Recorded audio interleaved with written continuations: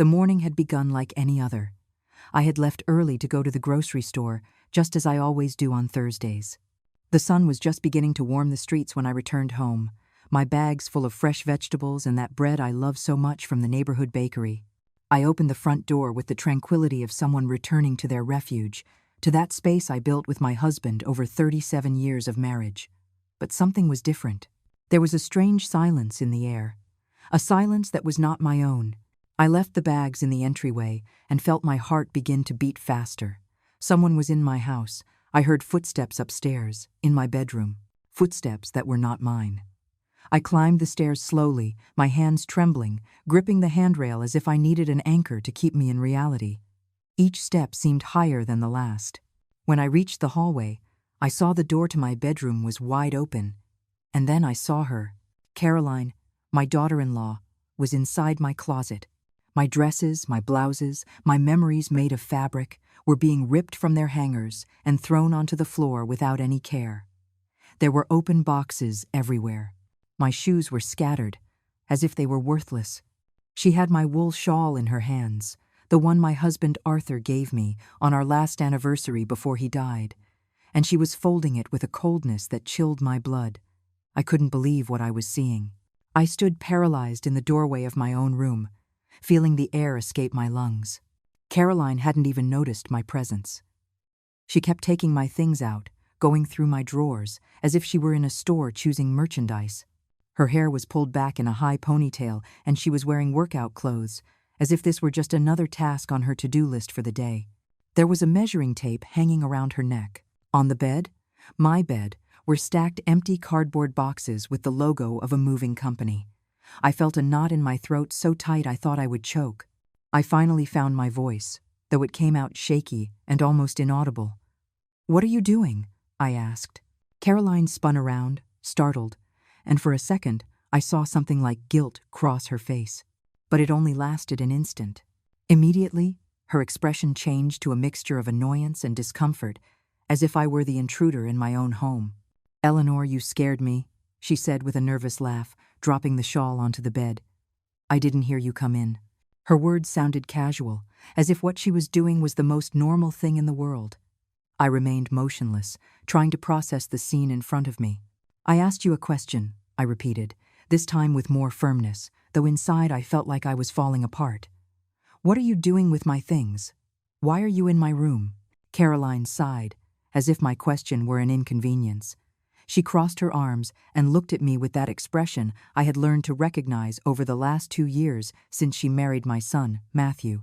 That look that clearly said she considered me to be difficult, irrational, an obstacle. "I'm getting a head start," she said finally, in a tone that tried to be patient but sounded condescending. "Matthew told me you two already talked about the move, that you're going to move somewhere smaller. So I thought I'd come help you organize all this." I felt as if I'd been punched in the stomach. A move? What was she talking about? Yes, Matthew had come to visit me the day before. We had coffee in the kitchen, like we sometimes did. He had mentioned, casually, that this house was very big for me alone, that maybe someday in the future I might consider something more comfortable, easier to maintain. But it had just been a conversation, a distant possibility. We hadn't even talked about dates, about concrete plans. It was just an idea floating in the air, nothing more. And yet, here was Caroline, less than 24 hours later, emptying my closet as if the decision had already been made, as if my life could be packed up and put in boxes without my consent. "Wait a minute," I said, feeling the disbelief transform into something darker, heavier. "Matthew and I just talked. It was a chat. Nothing is decided. No one has made any decision about any move." Caroline frowned, as if my words made no sense to her. "Well, but he told me you agreed," she insisted, with that tone she used when she wanted to be right. "He told me you had talked about it, and that it was better to start organizing things. This house is too big for you, Eleanor. You know it yourself, and we need the space." There it was, the naked, unadorned truth. We need the space. Suddenly, it all made sense. Matthew's increasingly frequent visits in recent weeks, his questions about how much the house's upkeep cost, his comments about how tired I must be of cleaning so many rooms. It hadn't been genuine concern for my well-being. It was a plan to take my house. The house I built with the man I loved for nearly 4 decades. The house where I raised my son. The house full of memories that kept me connected to everything I had lost when my husband died 3 years ago. And Caroline was here, in my room, acting as if it were already hers. "This is my house," I said, and my voice sounded different, colder, firmer than it had sounded in a long time, "and no one is going to decide what I do with it except me." Caroline rolled her eyes. She actually did it, as if I were a little girl throwing a tantrum. "Don't be dramatic, Eleanor. No one is kicking you out. We're just being practical. Besides, Matthew is your son. He has a right to have an opinion about what's best for you. You're not at an age to live alone in such a big house anymore. What if you fall? What if something happens to you and no one finds out? We just want to take care of you." Those words. We want to take care of you. The same words people use to justify anything. To take away someone's autonomy. To make you feel like you're a burden. That you're a problem that needs to be solved. I was 65 years old, not 90. I was perfectly capable of taking care of myself. I still drove my own car. I paid my own bills. I kept my house clean. I cooked my own meals. I didn't need to be taken care of. What I needed was respect. And clearly, I wasn't getting it. "Get out of my room," I said. My hands weren't shaking anymore. Something inside me had hardened. "Now." Caroline looked at me, surprised. "What?" "Get out of my room. Leave my things where they are. And get out of my house." For a moment, Caroline stood motionless, as if she couldn't believe I was speaking to her that way. She was used to me being nice, accommodating, the mother-in-law who always smiled and never caused problems. But something had changed in me in that precise instant. Seeing my belongings thrown on the floor, seeing the absolute lack of respect for my space, for my life, had broken something inside me, and I had no intention of putting it back together to please anyone. "Eleanor, I think you're misunderstanding the situation," Caroline said, trying to regain control of the conversation. Her voice now had a softer, almost maternal tone, as if she were talking to someone confused. "I just came to help. Matthew asked me to come. He has a key to the house, so I thought it would be fine. I'm not doing anything wrong." I felt the rage growing in my chest like a dark wave. "Having a key doesn't give you the right to come in whenever you want and do whatever you want," I replied, keeping my voice as controlled as possible. "This is still my house, and my things are mine. Not yours. Not Matthew's. Mine." Caroline let out an exaggerated sigh and brought a hand to her forehead, as if she were dealing with something tremendously exhausting. "Fine, fine. If it bothers you that much, I'll leave. But you're going to have to talk to Matthew about this. He's the one who has to make you understand that this is what's best for everyone." What's best for everyone? Another phrase that sounded noble, but in reality meant what was best for them. Caroline started walking toward the door, but she stopped next to me and looked me directly in the eyes. What I saw in her gaze wasn't regret or shame, it was something much colder. "Besides, Eleanor, sooner or later, you're going to have to accept reality. You can't stay here forever. This house is too much for you, and we're expecting a baby. We need space. Matthew is your only son, your only family. Don't you want what's best for your grandchild?" There it was, the perfect manipulation. Use the baby. Use my love as a mother. Use my desire to be part of my family's life to make me feel guilty for defending myself, for wanting to keep what was mine. I remained silent because if I opened my mouth at that moment, I knew I would say things I couldn't take back. Caroline took my silence as a sign of weakness. She smiled slightly, satisfied, and left the room. I heard her footsteps going down the stairs. I heard the front door open and close, and then I was left alone, standing in the middle of my trashed bedroom, surrounded by my belongings scattered on the floor like debris after an earthquake. I sat on the edge of the bed, among the empty boxes and wrinkled clothes, and for the first time in a long time, I didn't know what to do. My hands were shaking again, but now it wasn't from fear, it was from fury, from betrayal, from deep, profound pain. I spent the next 2 hours picking up my things. Every dress hung back in its place. Every shoe returned to its spot. Every personal item put back in its drawer. With every movement, I felt as if I were rebuilding not just my closet but my dignity. When I finished, I sat in the small chair by my bedroom window, the one where I used to sit with my husband in the afternoons to watch the sunset. I looked outside. The trees moved gently in the wind. Life was going on as normal out there, but inside me, something fundamental had changed. I couldn't stop thinking about the conversation with Matthew the day before. It had been so casual, so innocent-seeming. We were having coffee. He had asked how I felt living alone. I told him I was fine, that sometimes it was hard, but that this house made me feel close to his father. He nodded, understanding.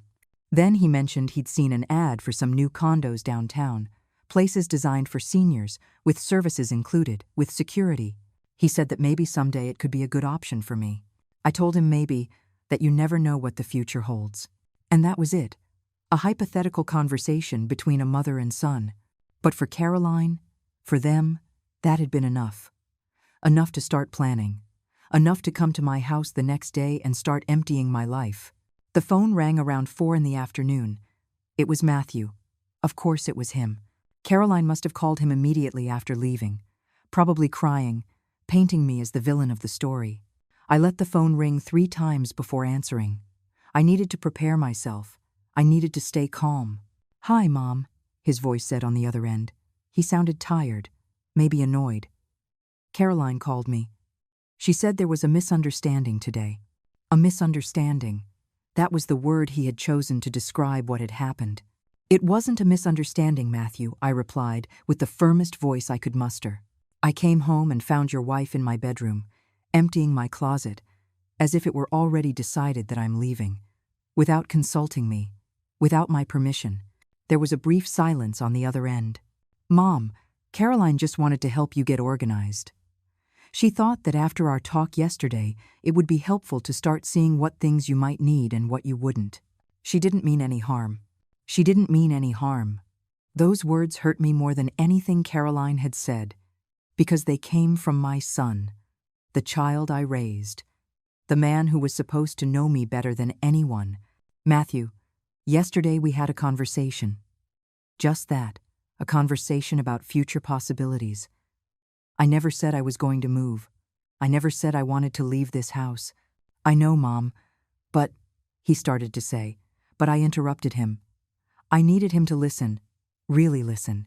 "But nothing, Matthew. This is my house, the house your father and I bought over 30 years ago, the house where we raised you, the house full of memories of a lifetime. You can't just decide for me that it's time for me to go." Another silence. This one longer, more uncomfortable. "No one is deciding for you, Mom. But you have to be realistic. The house is very big, the upkeep is expensive. You're alone? And us? Well, we're going to need more space soon. Caroline is 4 months pregnant. We hadn't told you because we wanted to wait until we were sure. But it's official now. We're going to be parents." I should have felt joy. I should have shouted with happiness. I was going to be a grandmother. But at that moment, with everything that had happened, the news sounded different. It sounded like an excuse, a justification, the reason why they needed me to disappear. "Congratulations," I said, and my voice sounded hollow even to me. "But that doesn't change anything. Your baby doesn't need my house. You two can find your own place. There are plenty of options, but this house is mine." I heard Matthew sigh deeply on the other end. "Mom, I don't want to fight with you. Just think about it, okay? Think about what would be best, for everyone." I hung up the phone without saying goodbye. My hands were shaking again. I got up and walked to the kitchen. I needed to do something with my hands, something to keep me anchored to reality. I put water on to boil for tea. I took out my favorite mug, the green ceramic one my husband had bought me on that trip we took to the mountains 10 years ago. While I waited for the water to boil, I looked around the kitchen. The walls we had painted together, the tiles he had laid with such care, the small chip in the corner of the counter where he accidentally dropped a hammer. Everything in this house told a story. Every corner held a memory. And now I was supposed to pack all of that up, leave it behind, so my son and his wife could move in and create their own memories on top of mine. The water began to boil. The sharp whistle of the kettle pulled me from my thoughts. I poured the tea. I sat at the kitchen table, the table where we had eaten breakfast as a family for years, where Matthew had done his homework, where my husband and I had planned our future, and I drank my tea in silence, feeling the warmth of the liquid contrast with the cold I felt inside. The following days were strange, silent in a way I had never experienced before. Matthew didn't call again. I didn't call him either. It was as if we were both waiting for the other to make the first move, for someone to give in, for someone to apologize. But I had nothing to apologize for. I had defended my space, my home, my right to decide about my own life, and yet, guilt tried to seep through the cracks of my determination. I would wake up at night thinking about the baby on the way, my first grandchild. Was I being selfish? Was I putting my feelings above my family's needs? But then I remembered the look on Caroline's face as she threw my things on the floor, the coldness in her voice, the way Matthew had minimized everything as if my feelings didn't matter. And the guilt transformed again into something harder, into clarity, into the certainty that I had done the right thing. On Friday afternoon, a week after the incident, I heard a car park in front of my house. I looked out the window and saw Matthew's car. My heart sped up. Part of me wanted to run to the door, hug him, forget everything that had happened. But another part, a wiser, more tired part, stayed still. I waited. I heard his footsteps on the walkway. The doorbell rang. Once. Twice. Finally, I went to open it. Matthew was standing on the doorstep with his hands in his pockets. He looked uncomfortable, like a child who knows he did something wrong but doesn't want to admit it. "Hi, Mom," he said softly. "Hello, Matthew." I didn't invite him in right away. I stood in the doorway, waiting. He shifted nervously from one foot to the other. "Can I come in? We need to talk."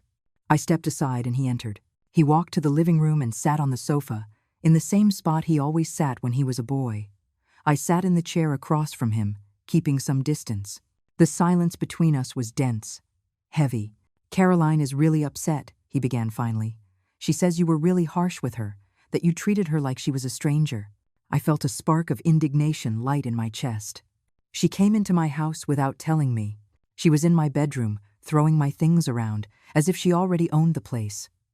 What did she expect me to do? Thank her?" Matthew sighed and rubbed his face with his hands. "Mom, I know what she did wasn't right. She should have asked you first. But she was just trying to help. She was excited about the idea of us living here, of the baby growing up in this house, like I did." There it was again, the subtle manipulation, making me feel like I was the bad guy for not wanting to hand them my life on a silver platter. "Matthew, this is my house," I said, trying to keep my voice calm. "It's not family property that's up for grabs. It's mine. Your father and I worked for years to buy it, to pay it off. When he died, it was left in my name. It's the only thing I have left of him, besides the memories. You can't just ask me to leave it because you two need it."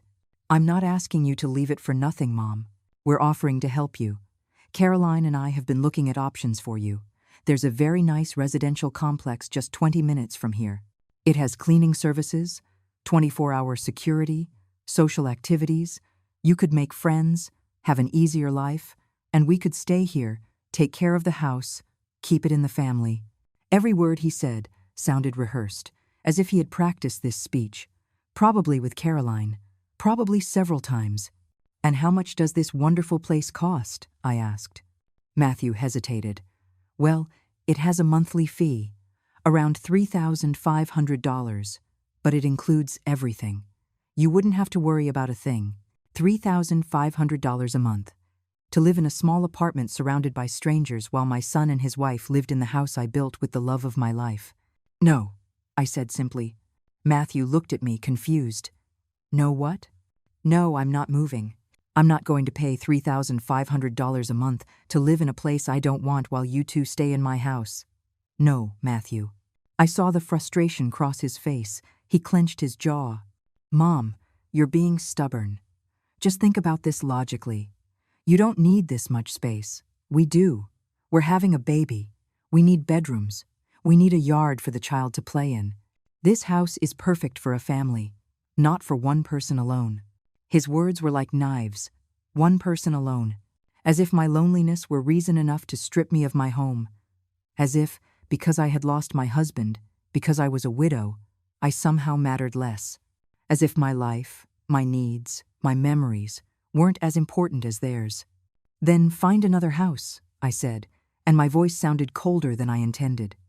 "There are many houses for sale, many with yards, many perfect for families. Buy one. Like your father and I did when we were expecting you." Matthew stood up abruptly.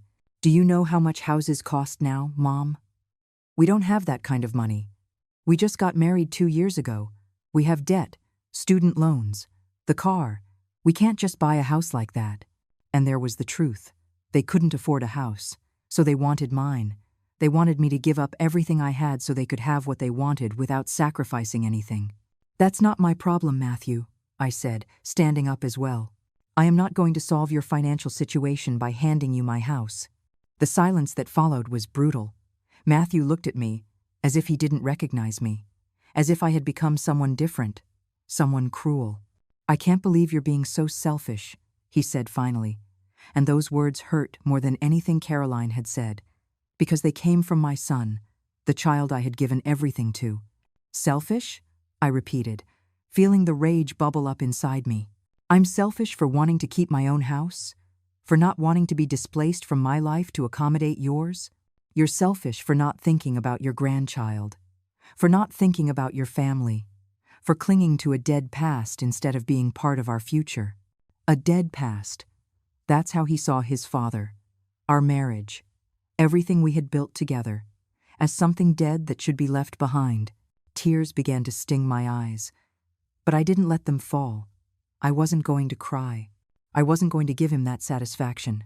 "I think you should leave," I said, my voice trembling. Matthew looked at me for a long moment. I expected him to say something else, to apologize, to recognize he had crossed a line. But he didn't. He just took something out of his pocket. It was the key to my house, the key I had given him years ago for emergencies. He dropped it on the coffee table with a metallic clink that echoed in the silence. "If that's what you want," he said in a flat voice, "keep your house, stay here alone, but don't expect us to keep coming to visit like nothing happened. Caroline is very hurt, and so am I. When you're ready to be part of this family for real, you call us." He turned and walked to the door. I stood paralyzed, watching my son walk away. Part of me wanted to run after him, stop him, fix things. But my feet wouldn't move. It was as if I were nailed to the floor. The door closed behind him. I heard his car engine start. The sound faded into the distance until it was gone completely. And then I was alone. Truly alone. I sank onto the sofa, and the tears I had been holding back finally came. I cried for my son. I cried for the relationship that seemed to be broken. I cried for my husband, who wasn't there to help me navigate this impossible situation. I cried for the baby on the way, who might now never know his grandmother. I cried until there were no tears left. And when I finally calmed down, when the silence of the house wrapped around me like a heavy blanket, I realized something. Despite the pain, despite the sadness, there was a small spark of something else. Relief. Dignity. The certainty that I had done the right thing.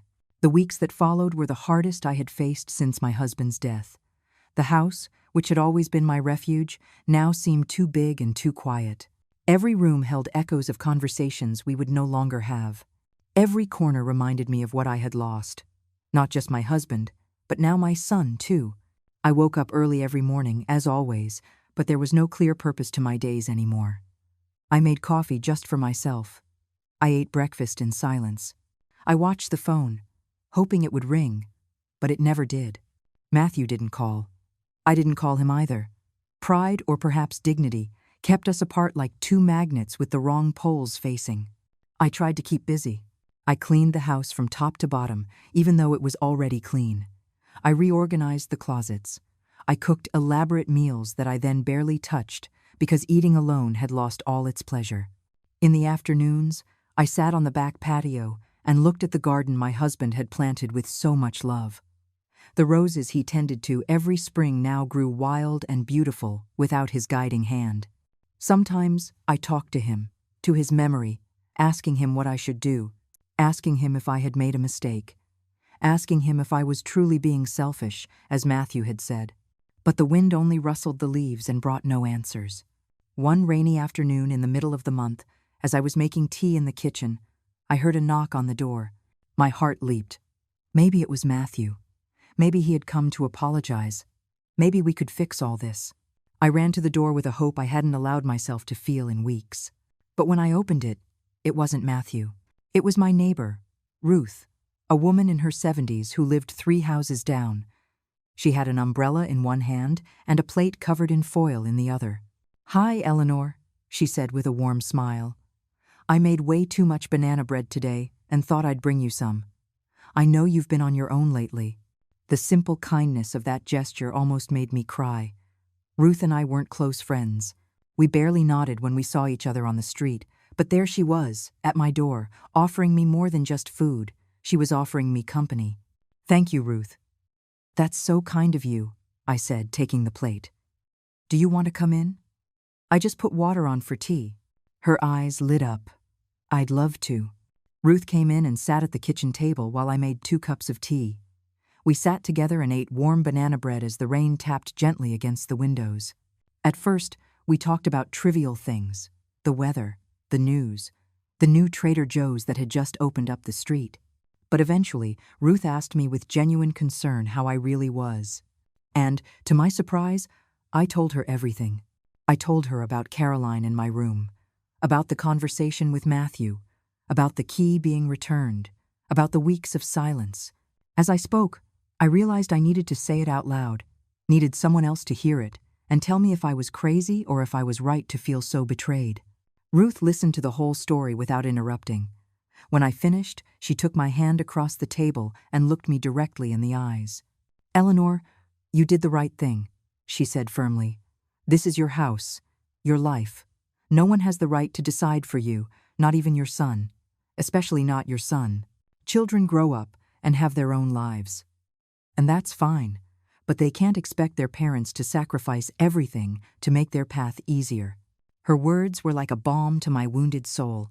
"But the baby," I said, my voice breaking. "I'm going to be a grandmother, and I might never know my grandchild."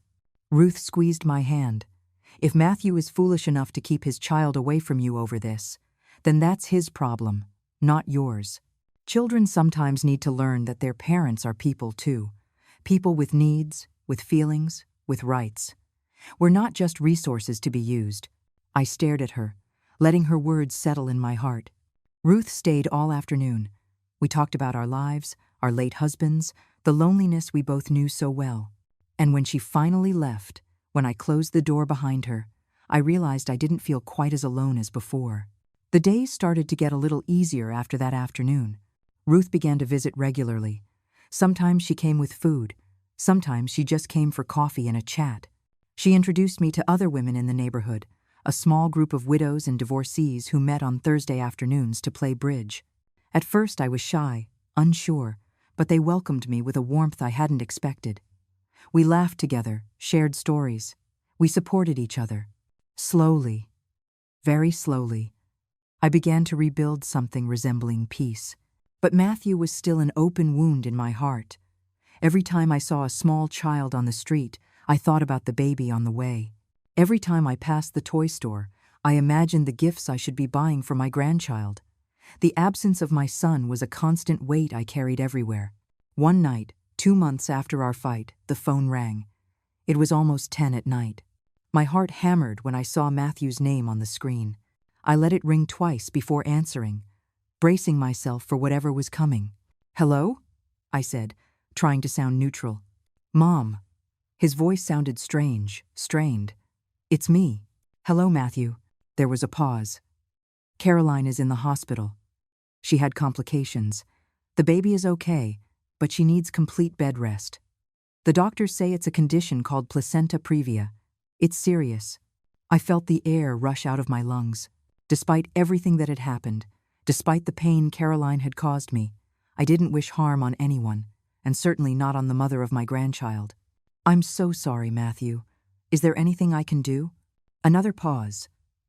Longer this time. "Actually, yeah. I need a favor. A big one. Caroline needs to be on bed rest for at least 6 weeks.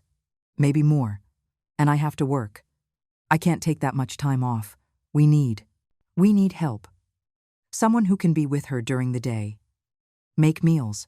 Make sure she's okay. I understood what he was asking without him having to say it.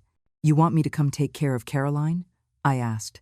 I know I have no right to ask you this after everything that happened, he said quickly. I know I was terrible to you. I know I said horrible things. But Mom, I don't have anyone else. Caroline's parents live out of state. They can't come. And hiring a home health aide would cost thousands of dollars we don't have. You're my only option. My only option. Not his first choice. Not someone he turned to because he valued me or had missed me. Just his only option because he had no other alternative. Part of me wanted to say no. Wanted to hang up the phone. Wanted to make him feel even a fraction of the pain they had caused me. But another part of me, the part that was a mother, the part that loved my son despite everything, couldn't do it. Where are you two living now? I asked. We rented a small apartment near my work, he replied. 2 bedrooms. Nothing special. But it's what we can afford. They had had to rent. They didn't have my house. They hadn't gotten what they wanted. And now they needed me. The irony was almost painful. All right, I said finally. I'll come. But I need you to understand something, Matthew. I'm doing this for the baby, and because, despite everything, you are still my son. But this doesn't mean everything is forgotten. What happened still hurts. I still feel betrayed. I know, Mom, he said in a low voice. I know. And I'm sorry. I really am. We hung up after agreeing on the details. I would stay at their apartment from Monday to Friday, taking care of Caroline during the day while Matthew worked. On weekends, I would return to my house. It was a temporary arrangement, only until Caroline was out of danger. I sat on the sofa after the call, processing what I had just agreed to do. I was going to spend the next several weeks taking care of the woman who had tried to strip me of my home. The woman who had disrespected me in the cruelest way. But I was also going to be near my son, and near the baby who was coming. Maybe, just maybe, this was an opportunity. Not to forget, but maybe to heal. The following Monday, I arrived at Matthew and Caroline's apartment with a small suitcase and a heart full of conflicting emotions. The building was modest, one of those generic apartment complexes you see all over the city, nothing like the spacious house they had wanted to take from me. Matthew met me at the door. He looked exhausted, with dark circles under his eyes and an unshaven beard. He gave me a brief, awkward hug, as if he didn't know exactly how to act around me. Thanks for coming, Mom, he said quietly. It means a lot. I nodded without saying anything. I wasn't ready to forgive yet, but I was there, and that would have to be enough for now. The apartment was small. The living room and kitchen shared one open space. There were 2 doors that presumably led to the bedrooms. Everything was clean but cluttered, with the look of people who have too many things for too little space. Unpacked boxes still stacked in the corners. Folded laundry on the sofa. Dishes in the drying rack. The real life of a young couple without much money. Matthew led me to one of the bedrooms. Caroline was lying in bed, surrounded by pillows. She looked pale, thinner than the last time I had seen her, despite the pregnancy that was now clearly visible under the sheets. When she saw me enter, something flickered across her face. Shame? Resentment? It was hard to tell. Hi, Eleanor, she said, her voice weak. Hello, Caroline. How are you feeling? Like I'm in prison, she answered with a forced smile. The doctors say I can't get up except to go to the bathroom. 6 weeks of this, maybe more. Matthew went to the bed and took Caroline's hand. Mom's going to be here during the day to help you with whatever you need. I have to go to work now, but I'll be back at 6. He kissed Caroline's forehead, and then said goodbye to me with another awkward hug. When he left, the silence in the room became thick. Caroline watched me warily. I looked back at her, trying to find compassion in my heart. Have you had breakfast? I finally asked, breaking the silence. Just some juice. I don't have much of an appetite. You need to eat. For the baby. I went to the kitchen and checked the fridge. There were eggs, bread, some fruit. I prepared a simple but nutritious breakfast. Scrambled eggs, toast, and some cut-up fruit. I brought it on a tray to the bedroom. Caroline watched me as I placed the tray on her lap. Thank you, she murmured. You're welcome. I sat in the chair by the window while she ate slowly. The silence between us was uncomfortable, heavy with everything unsaid. Finally, after several minutes, Caroline put down her fork and looked at me. "I know you didn't want to come," she said. "I know you're probably enjoying this. Seeing me like this, vulnerable, depending on you." Her words surprised me with their brutal honesty. "I'm not enjoying watching you suffer, Caroline," I replied calmly. "I'm not that kind of person. I came because my son asked me to, and because the baby you're carrying is my grandchild." Caroline looked down at her hands. "I was horrible to you," she said after a pause. "What I did at your house, the way I spoke to you, it was unforgivable. I hadn't expected an apology. Not this soon, not this direct." "Yes, it was," I said, not sugarcoating my words. "I felt betrayed, invaded, as if my own family was conspiring to strip me of the only thing I have left." Caroline nodded slowly, her eyes filled with tears. "I just wanted the house. I wanted that yard for my baby. I wanted those spacious rooms, and I didn't think about what it meant to you. I only thought about what I wanted." "And Matthew?" I asked. "Was he also only thinking about what he wanted?" "Matthew was going along with me," Caroline admitted. "I was pressuring him, telling him it was his responsibility as a son to make sure you were well taken care of, that the house was too much for you, that it would be better for everyone. But really, I just wanted to live in a nice house without having to pay for it." The raw honesty of her words disarmed me. It was easier to hate her when she was just a one-dimensional villain in my story. But here she was, admitting her faults, showing herself to be human and fallible. "I appreciate your honesty," I said finally. "But it doesn't erase what happened. I need time." "I understand," Caroline replied, wiping her tears. "I don't expect you to forgive me. I just hope we can coexist. For the baby." The days that followed settled into a strange but functional routine. I would get up early from the small sofa bed in the living room where I slept. I'd prepare breakfast for Caroline. I'd bring her meals. I made sure she took her medication. I would read next to her or watch television while she slept. It was a surreal dynamic, taking care of the woman who had tried to displace me from my own life. But slowly, very slowly, we began to talk. Not just about practical needs, but about real things. Caroline told me about her childhood. She had grown up in a poor family, constantly moving from one cheap apartment to another. She had never had a real home, never had stability. When she saw my house, she saw everything she had always wanted, but never been able to have. It wasn't an excuse for her behavior, but it was an explanation. I told her about my life with my husband, about how we had saved for years to make the down payment on the house, about how we had painted every room ourselves because we couldn't afford professionals, about how every corner of that house held a memory of him. I explained why I couldn't just let it go, why it meant more than just walls and a roof. I think she began to understand. One afternoon, while I was changing the sheets on her bed, Caroline asked me about pregnancy. "What was it like when you were expecting Matthew?" That question opened a flood of memories. I told her about the morning sickness that lasted all day, about the strange food cravings that had my husband running to the store at midnight, about the magical moment I felt the first kick, about the fear mixed with excitement when it was time for labor. Caroline listened intently, hungry for stories, for connection, for the wisdom only another mother could offer. "I'm scared," she admitted finally, "that I won't be a good mom, that I won't know what to do, that I'll mess everything up." I took her hand. "All new mothers are scared," I told her. "It's normal. But the love you feel for your child will guide you. And you'll make mistakes, we all do, but the important thing is to keep trying." In that moment, something shifted between us. It wasn't full forgiveness. It wasn't friendship. But it was a start, a fragile bridge built over turbulent waters. Matthew would come home from work each night to find Caroline well cared for, fed, her medication taken on time. He saw how I had tidied the apartment, prepared dinner, kept everything in order. At first, he didn't say much, just a thanks, Mom mumbled before disappearing into the bedroom with Caroline. But after the first week, he lingered in the kitchen one night as I finished washing the dishes.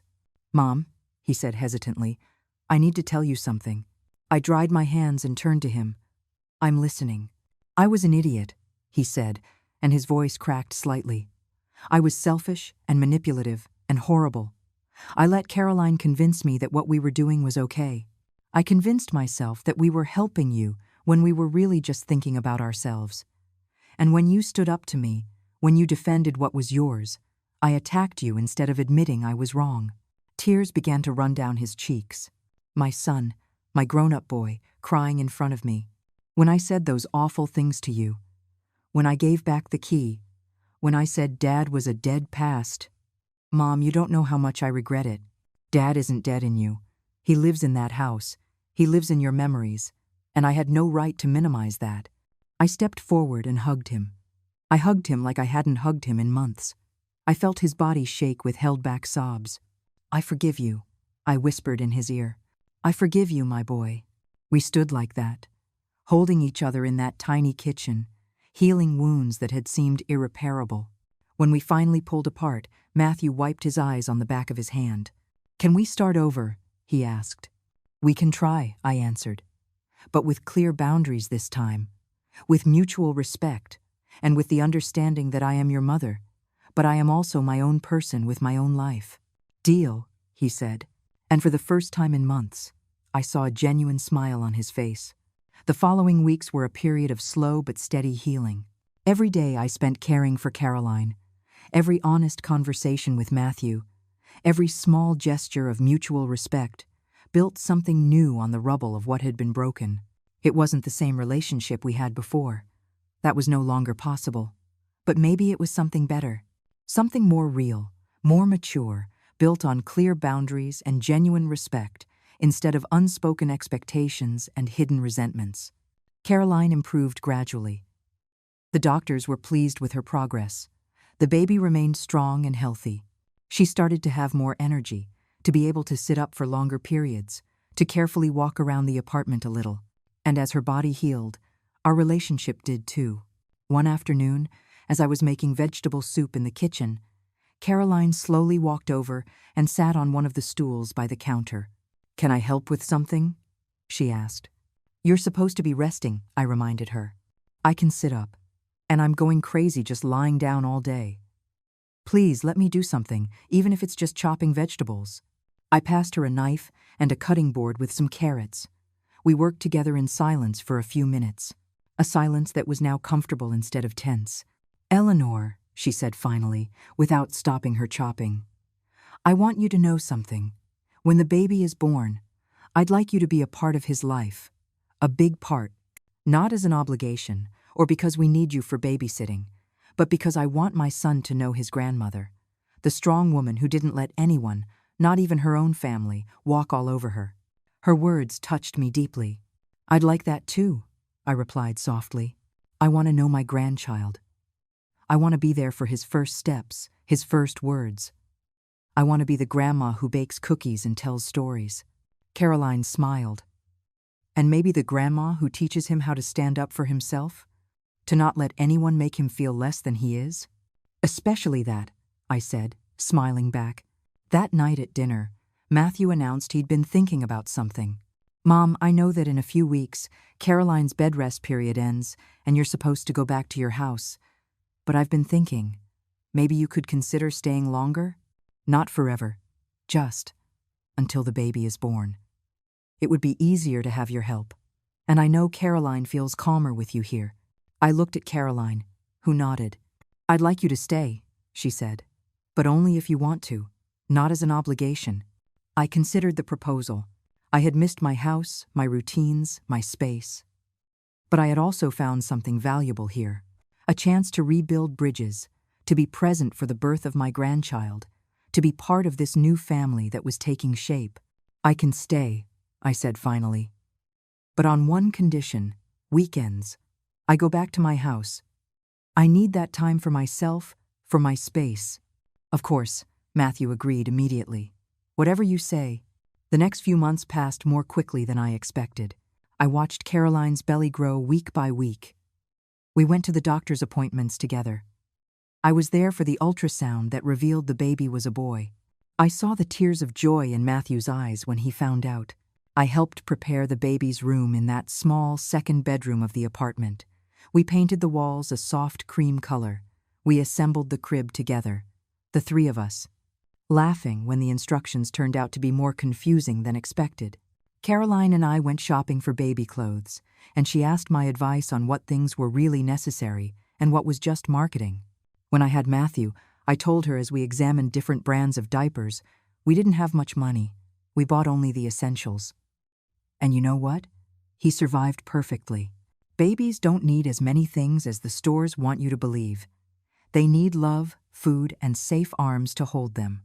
Caroline absorbed every piece of advice, every story, every bit of maternal wisdom I could offer. And I enjoyed being able to share that part of myself, that experience accumulated through years of being a mother. My weekends at home became my sanctuary. I'd return every Friday afternoon and spend 2 full days tending my garden, reading in my favorite chair, sleeping in my own bed. Ruth and the other women from the neighborhood would visit, and I'd tell them about my new life, split between 2 homes. "It sounds exhausting," Ruth commented one afternoon as we had coffee on my patio. "Sometimes it is," I admitted. "But it also feels right.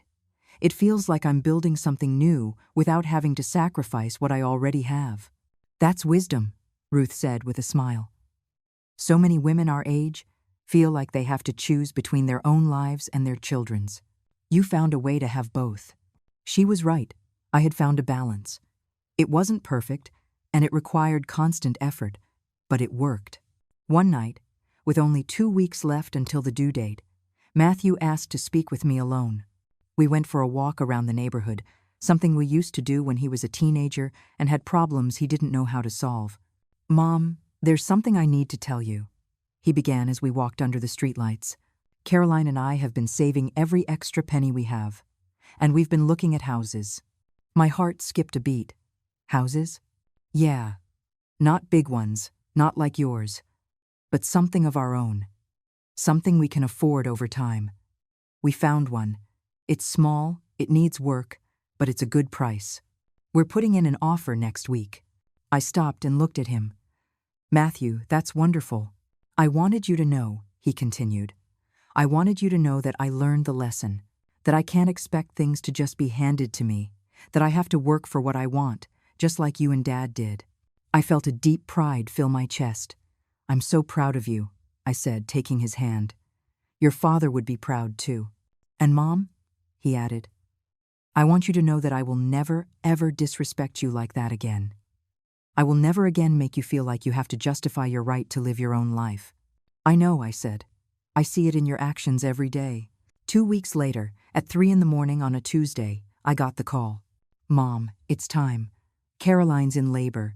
We're heading to the hospital."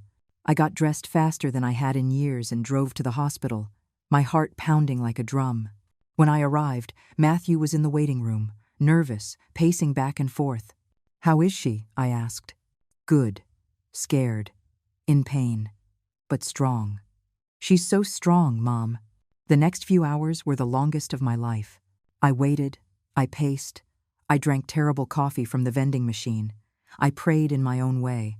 Finally, just as the sun was beginning to rise, Matthew appeared at the door of the waiting room. He had tears streaming down his face and the biggest smile I had ever seen. "It's a boy," he said, his voice trembling. "He's perfect, Mom. 10 fingers, 10 toes. And he has your eyes." He led me to the room where Caroline was resting, exhausted but radiant, with a small bundle wrapped in blankets in her arms. When she saw me enter, she smiled. "Eleanor, come meet your grandson." I approached slowly, almost reverently, and when I looked down at that tiny, wrinkled, perfect face, I felt my heart expand to fill the entire room. "Hello, little one," I whispered. "I'm your grandma." Caroline held him out to me. "Do you want to hold him?" With trembling hands, I took my grandson for the first time. He was so small, so light, so perfect. I cradled him against my chest and felt something I hadn't felt since my husband died. I felt whole. "Does he have a name yet?" I asked, not taking my eyes off the baby. Matthew and Caroline looked at each other, smiling. "Yes," Matthew said. "If it's okay with you, we want to name him Arthur, after Dad." The tears I had been holding back finally came. My husband, my Arthur, would live on through this tiny being. His name, his memory, would continue. "It's perfect," I managed to say through my tears. "It's absolutely perfect." I sat in the chair next to Caroline's bed, holding little Arthur, and felt all the broken pieces of my life finally find their place. Not in the way I had imagined, not without pain and conflict. But they found their place, and in that moment, in that hospital room with my son, my daughter-in-law, and my grandson, I knew that everything I had fought for, every boundary I had defended, every tear I had shed, had been worth it. Because I had stayed true to myself, and in doing so, I had taught my family what true respect meant. The first months after Arthur's birth were a whirlwind of diapers, sleepless nights, and a joy I hadn't experienced in years. I stayed with Matthew and Caroline for the first 6 weeks, helping them navigate the uncharted territory of new parenthood. I taught them how to bathe the baby without panicking, how to interpret his different cries, how to survive on just a few fragmented hours of sleep. Caroline would look at me with gratitude every time I soothed Arthur when she no longer could, when her tears of frustration and exhaustion threatened to overflow. "I don't know how you do it," she'd say, watching me rock the baby with that perfect combination of firmness and gentleness that only comes with experience. "It's just practice," I'd reassure her, "and the knowledge that this stage passes. Everything passes. Babies grow so fast that one day you'll look back and barely remember these hard nights. But eventually, the time came to give them space. They needed to learn to be parents without my constant safety net. They needed to make their own mistakes, find their own rhythm as a family. So I returned to my house, to my routine, but now with a new dimension to my life. I visited Arthur 3 times a week. I became the grandma who arrived with homemade food for the exhausted parents, who held the baby so they could take a shower or a nap. The grandma who took thousands of pictures and put them in old-fashioned albums because I didn't fully trust the cloud where things were stored now. And in the meantime, Matthew and Caroline moved forward with buying their house. I went with them the day they saw it for the first time. It was a modest house in a quiet neighborhood with 2 bedrooms, 1.5 baths, and a small backyard that needed a lot of work. The exterior paint was peeling. The windows were old. The roof would need repairing in a few years. But when I saw the way Caroline looked at that little yard, imagining a swing set for Arthur, and the way Matthew mentally measured where he could build a deck one day, I knew it was perfect.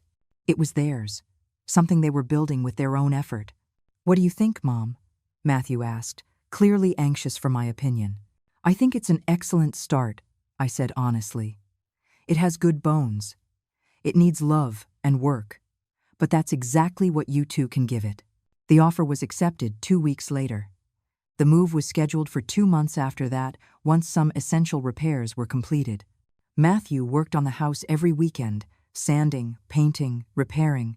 Sometimes I'd go with him, not to do heavy labor, but just to be present, to watch my son build his future with his own hands. One Saturday, while he was painting what would be Arthur's room a soft yellow, he said to me without stopping the roller, "You know what I think about sometimes, Mom?" "What's that?" "How close I was to ruining everything, to losing you, to losing my integrity, to teaching my son that it's okay to take what he wants without thinking about others." He stopped and looked at me. "If you hadn't stood your ground, if you had just given in to keep the peace, I don't think I ever would have learned this lesson. I would have been a worse man. And Arthur would have grown up seeing that example." His words moved me deeply. "Sometimes the greatest love we can give is to say no," I replied. "It's easy to please, to give in, to sacrifice. The hard part is to stand firm, knowing it might cost you the relationship. But a relationship built on the sacrifice of someone's dignity isn't a real relationship." Matthew nodded slowly, letting my words sink in. "I love you, Mom, and I admire your strength.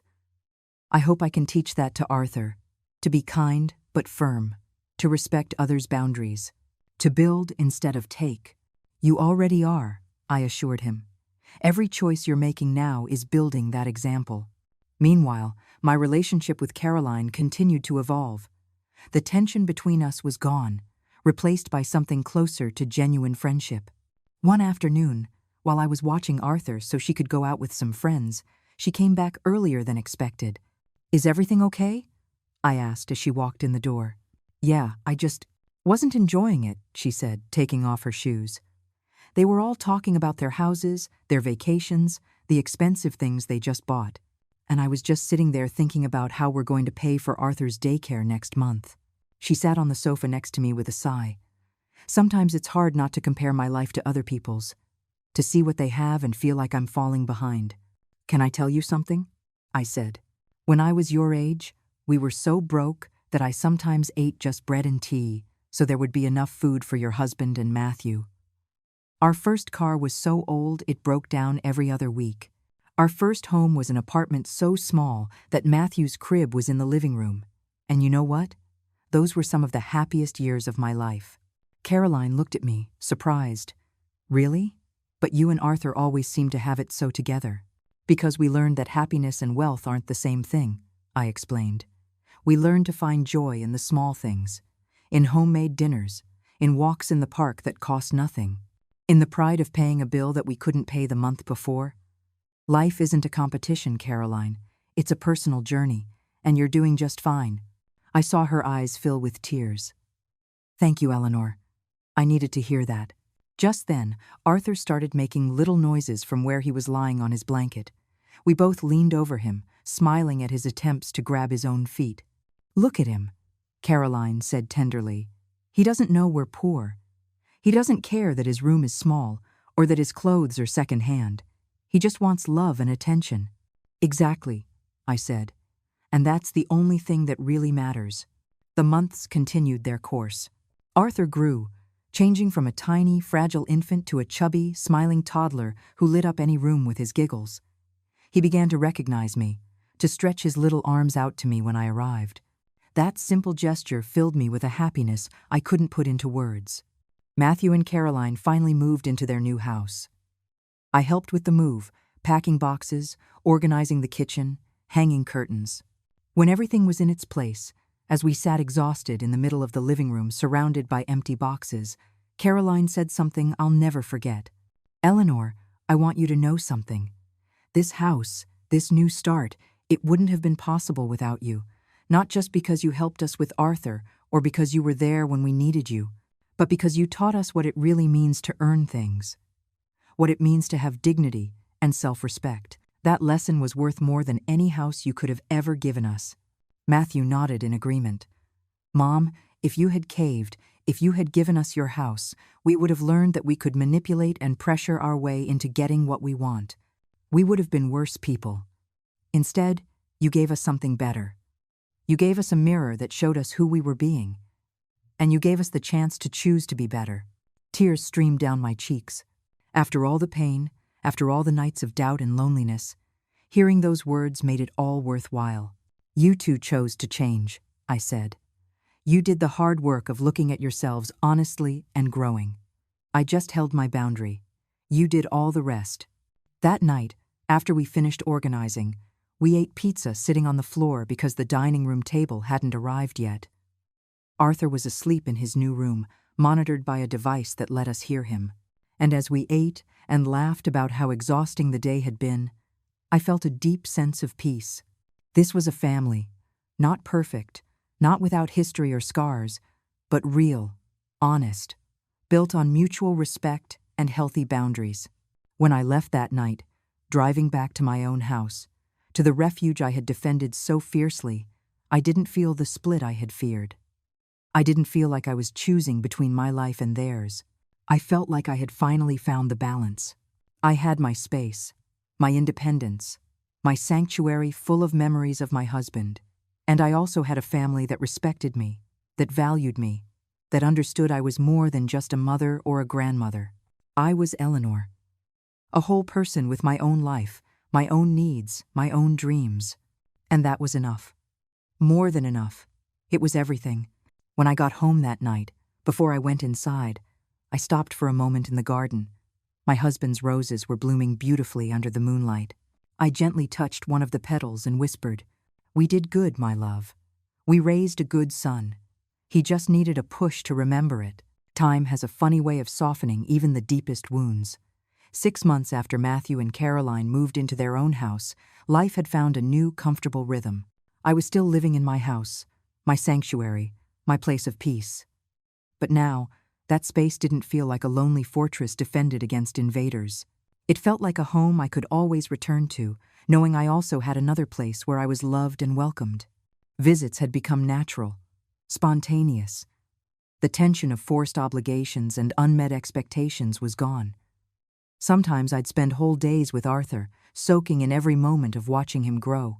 Other times, I'd spend weeks focused on my own life, on my friends from the neighborhood, on my gardening projects, on the books I'd always wanted to read. And both were okay. One Sunday afternoon, Matthew and Caroline invited me over for lunch. When I arrived, I found the backyard transformed. Matthew had built a small wooden deck, just as he had imagined. He had planted flowers around the perimeter. Caroline had strung decorative lights in the trees. It was simple, modest, but done with love. "What do you think?" Matthew asked, pride evident in his voice. "It's beautiful," I said honestly. "Truly beautiful. Your father would be so proud to see what you built with your own hands." We ate on that deck while Arthur played on a blanket near us, trying to catch imaginary butterflies in the air. The conversation flowed easily, without the burdens of the past weighing on every word. At some point, Caroline brought out dessert, and as she served it, she said something that took me by surprise. "Eleanor, Matthew and I have been talking.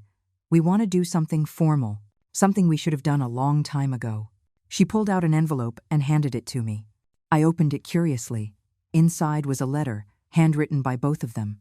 It was long, detailed, expressing in carefully chosen words their regret for everything that had happened, specifically acknowledging every single thing they had done wrong, every way they had disrespected me, every moment they had put their desires above my dignity.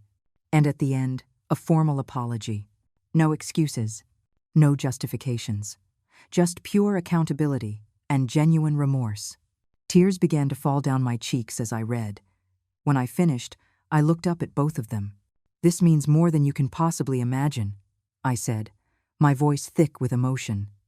"Not just the apology, but the fact that you took the time to truly reflect on what happened, to understand it, to grow." Matthew took my hand across the table. "Mom, that time was the darkest of my life. Not because of the fight, but because of who I had become. Because of how I was treating the person who loves me most in this world. But it was also the most important, because it forced me to actually grow up, to stop being a child, expecting everything to be handed to him, and to become a man who builds his own life.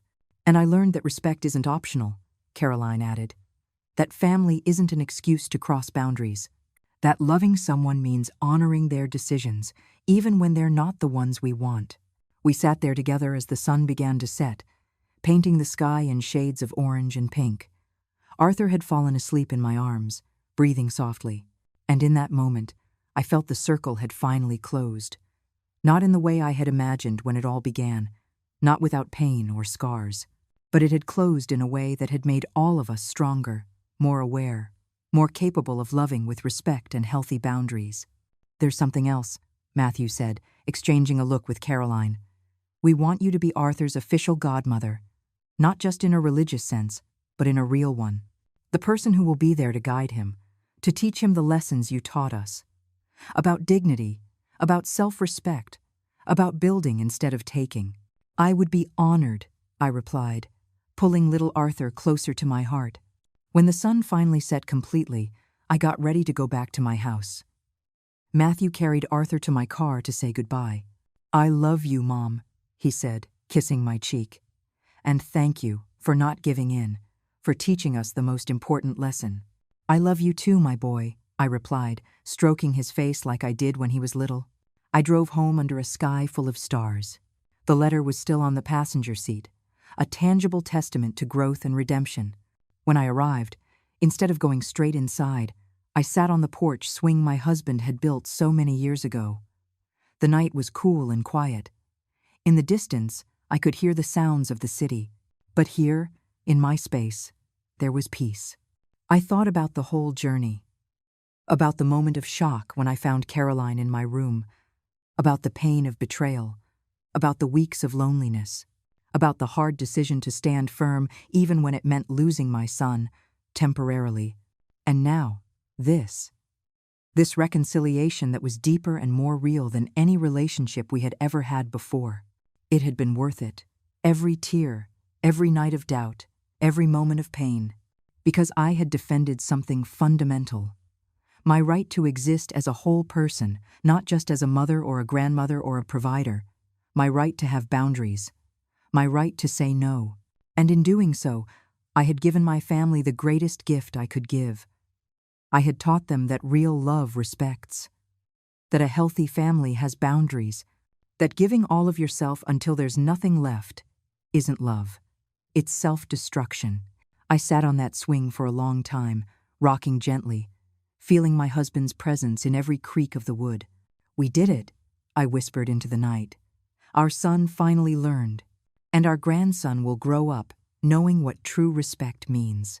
A year after everything had happened, I found myself in my garden again, watering the roses my husband had planted with so much love. It was a bright, warm Saturday morning. The petals were open to the sun, vibrant and full of life, like constant reminders that beautiful things can bloom, even after the hardest winters. I heard the sound of a car parking in front of my house. I smiled without turning. I'd recognize that engine anywhere. It was Matthew. But this time there was no anxiety, no tension. Just the happy anticipation of seeing my family. "Grandma!" I heard Matthew's excited voice. I turned and saw him getting out of the car, holding Arthur in his arms. The boy was 14 months old now. He walked unsteadily, like a little drunken sailor, and said several words with that imperfect pronunciation that makes everything sound adorable. Caroline got out of the other side of the car, carrying a basket with something that smelled delicious. "My love," I said, holding out my arms for Arthur. He reached for me immediately, and Matthew handed him over carefully. I hugged him tight, breathing in that unique baby smell that would never last long enough. "I brought breakfast," Matthew said, holding up a bag from the bakery. "Those pastries you like so much." Caroline smiled. "And I made that apple pie you said reminded you of your mother." We went inside together. Matthew made coffee while I played with Arthur in the living room. The boy was fascinated by an old wooden box that held antique photographs. He opened it with his clumsy little hands and started pulling out photos, looking at them with that intense curiosity only toddlers have. "Look at this, Arthur," I said, pulling out a specific photo. "This is your grandpa, the man you were named after." It was a picture of my husband in the garden, in the exact spot I had been moments before, kneeling by his roses. He had that quiet smile that always characterized him, that peace that came from knowing who he was and what he valued. "Dad would have loved to know him," Matthew said, sitting down next to us with the coffee mugs. "He would have been an amazing grandfather." "He is here," I said, gesturing around the house. "In these walls, in that garden, in the values we taught you. And now, in this little one who carries his name." Arthur dropped the photo and crawled to the window, pointing at the roses outside. "Flowers," he said in his little voice. "Yes, my love, flowers. Your grandpa planted them for your grandma." Caroline sat on the floor with us, something she never would have done in those early days when she saw me only as an obstacle. Now she looked relaxed, genuine, part of the moment instead of someone waiting for it to end. "Eleanor, I have to tell you something," she said. "I was at the grocery store yesterday, and I ran into a woman I met months ago in a prenatal yoga class. She was complaining about her mother-in-law, saying awful things about how the woman was a burden, how she didn't respect her boundaries, how she wanted to control everything about the baby."